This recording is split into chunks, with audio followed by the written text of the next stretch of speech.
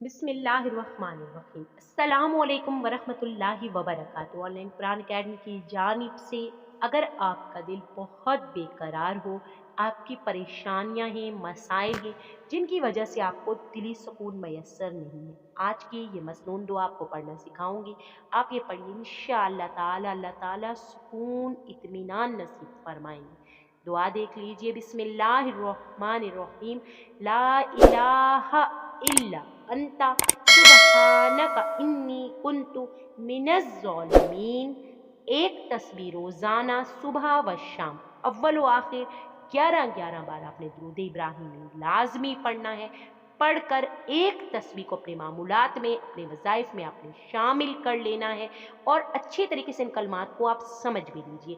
ला इलाहा इल्ला अंता, ए अल्लाह तेरे सिवा कोई माबूदे बरहक नहीं, तू पाक है, बेशक मैं ही जालिमों में से हूँ। याद रखिए, जो भी वजीफा हम आपको सिखाते उसको समझ लिया कीजिए ताकि आपको पता हो आप क्या पढ़ रहे हैं, फिर आपको उसके मुकम्मल असरात हासिल होंगे इंशाअल्लाह ताला।